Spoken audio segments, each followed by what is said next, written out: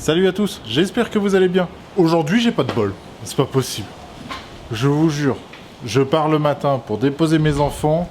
Il pleut comme pas possible et tout ça. Je me dis, bon, bah tant pis, je vais pas travailler. Je regarde la météo. Ils me disent qu'à 14h, il fait beau. Ok. Bon, à 10h30, 11h, grand soleil, grand joli, grand beau. Donc je me suis dit, tant pis, c'est pas très grave. J'irai à 14h. Normalement, il est censé faire beau toute l'après-midi. Donc j'y vais à 14h pour faire ce que j'ai à faire parce que j'ai pas grand chose à faire, comme je vous l'ai dit. Là, j'ai mon petit chevêtre. Hop, je me baisse un petit peu. Ici, j'ai un chevêtre à faire. Je vais mettre mes 4 planches en place pour faire mon coffrage. Et après, j'aurai fini. Donc vous voyez, j'en ai vraiment pas pour longtemps. En 1 heure, 2 heures, c'est fini, c'est bâclé. On n'en parle plus. Eh ben, je sais pas si vous entendez. Mais là, il y a un vent de dingue. Donc je pense que dans le micro, ça doit souffler à mort. Et j'ai des énormes nuages qui arrivent. J'ai pas de bol. J'ai vraiment pas de bol. Il faisait beau comme pas possible. Et là, il y a du vent et il y a des nuages. Bon, pour l'instant, il pleut pas.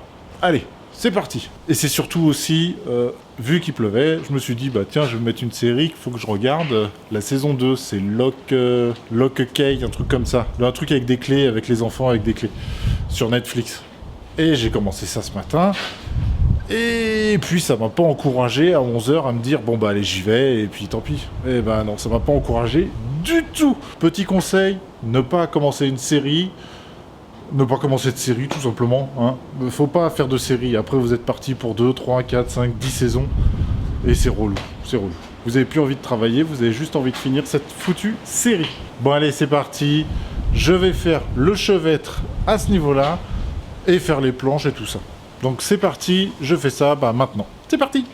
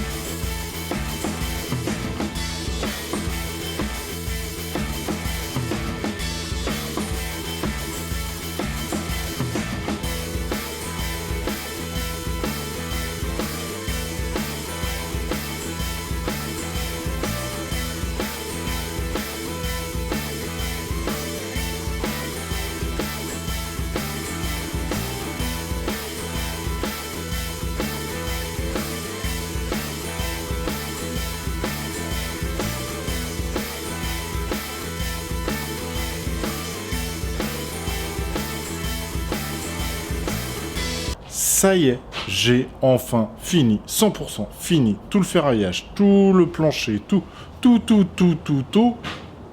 Hormis une petite chose. J'exagère un petit peu. Faut juste là, tu sais, que je mette une petite planche pour quand je vais couler, je vais pouvoir avoir une petite plateforme pour être tranquille. Pour pouvoir monter à l'échelle dessus, pour être vraiment tranquille, tout simplement. Donc ça, c'est pas urgent. Ça se trouve, je vais faire ça demain tranquillement. Mais c'est cool, tout est fait, nickel. Il va falloir encore que je rajoute, vous savez, à certains endroits, j'ai des petits trous. Je vais mettre de la mousse expansive à ces endroits. Le truc très rapide, hein, j'ai la cartouche, j'en mets partout et puis je suis tranquille. Par exemple, vous regardez, ici, là, juste au-dessus de moi, vous avez les poutrelles, ici, les deux, côte-côte. Elles ne se touchent pas. Tout simplement, c'est à chaque côté, elles sont un peu courbées. Elles se touchent au niveau des deux bouts, mais au milieu, elles ne se touchent pas. Donc ici, je vais mettre un coup de mousse expansive, et comme ça, je suis tranquille, et ça évitera que ça coule en bas, et que ça m'en foute partout. Bon alors, comme je vous avais dit, aujourd'hui, c'était une petite journée, donc maintenant, on va passer à la partie questions. Donc c'est parti. Bon alors, j'ai une petite question de Fabien Rabillard. Excuse-moi si ça se dit pas comme ça. Alors, salut Olivier, merci pour tes vidéos, ça fait rêver. Petite question.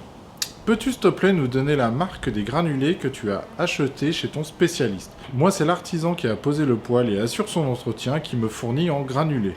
C'est des fusions pelées. Merci. Alors moi, je les achète chez Piftobois. Vous allez sur Internet, vous tapez Piftobois. Ils vendent des granulés. Par contre, ils sont assez chers et j'ai appris que ça allait encore augmenter.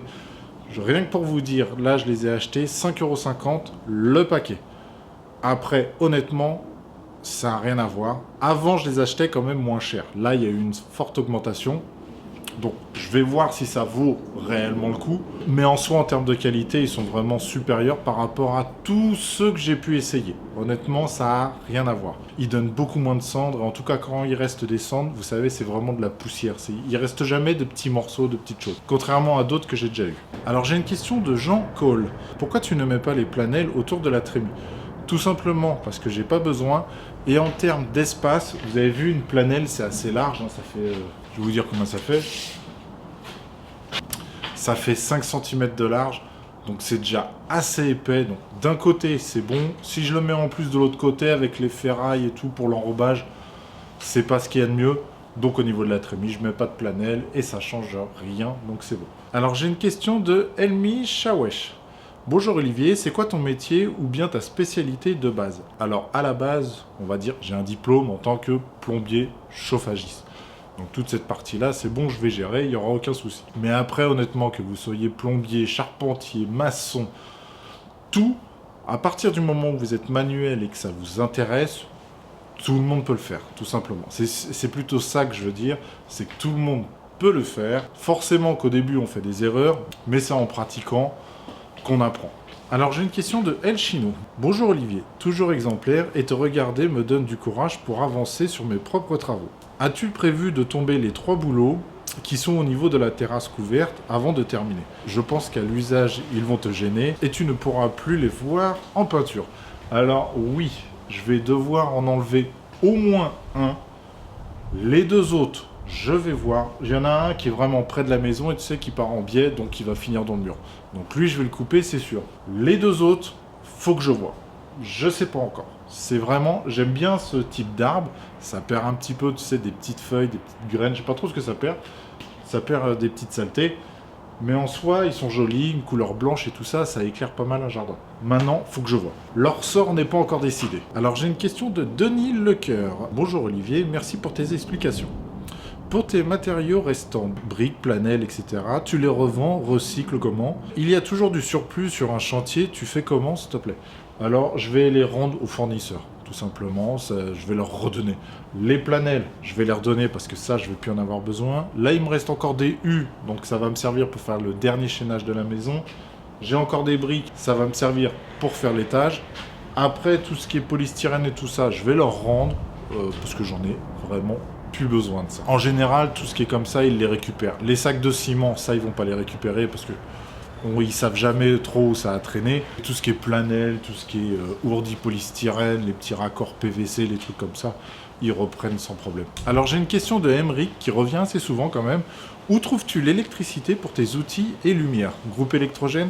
Alors j'ai bien un groupe électrogène, mais chez moi. Mais j'ai demandé à mon voisin si je pouvais tirer de l'électricité de chez lui. Là en ce moment j'en utilise quasiment jamais. Mais bon, j'ai vu avec lui, moi, emmener le groupe électrogène ne me dérange pas. Le seul truc, c'est que je crois qu'il travaille aussi un petit peu chez lui. Il y a aussi sa femme qui travaille un petit peu chez lui, de temps en temps. Donc, avec le groupe électrogène, ça fait du bruit. Donc, je leur ai dit, voilà, tu me dis combien je te dois. Je te donnerai un peu d'argent pour l'électricité utilisée. La même chose pour l'eau, je me suis raccordé directement chez lui. Parce que sinon, je devais abîmer toute l'allée de garage. Donc, je me suis dit, autant lui demander. J'ai mis un compteur au niveau de l'eau. Au niveau de l'électricité, on verra comment on fait. Mais voilà. C'est comme ça que je me débrouille pour avoir de l'eau et de l'électricité. Alors j'ai une question de Romain Le Talec. Salut Olivier, bravo pour ton travail. As-tu commandé tes menuiseries? Il y a actuellement, selon mon constructeur, 4 mois de délai. Bon courage. Alors non, j'ai toujours pas commandé mes menuiseries. Par contre, je continue un petit peu de me renseigner à savoir combien de temps ça dure. Pour avoir les fenêtres, il faut compter toujours 6 semaines. En ce moment, c'est toujours 6 semaines. Là, avec les vacances de Noël, admettons, si je devais les commander là, ça ferait plus du 8 semaines, vu qu'il ne faut pas compter les vacances de Noël. Il y a toujours, quand il y a des vacances, il faut compter toujours plus large. Mais non, là, je les prends toujours chez Leroy Merlin. Il y a toujours 6 semaines de délai, à l'heure où je vous parle. Donc ça peut très bien changer. Mais tant que j'ai pas fini, tu sais, vraiment la fenêtre, c'est-à-dire de mettre les appuis de fenêtre et tout ça, je peux pas les appeler parce que eux, ils veulent venir pour faire les mesures, pour que tout soit clean. Vu que c'est eux qui viennent les poser, ils veulent que tout soit clean, que tout soit propre. Donc voilà pourquoi je les ai pas encore commandés. Mais c'est prévu. Alors j'ai une question de Rémi Armand. Quelle sera l'épaisseur de la dalle béton entre le dessus des ourdis et le dessus de tes planelles? C'est quelle épaisseur? Alors il y aura environ entre 5 et 6 cm sur toute la surface. Ce qui est largement suffisant, il n'y a aucun problème là-dessus. Alors j'ai une question de Nathalie Bourgeois. Bonjour Olivier, bravo pour votre travail, cela commence à prendre forme. Un petit bilan financier du rez-de-chaussée, une fois la dalle coulée, bonne continuation.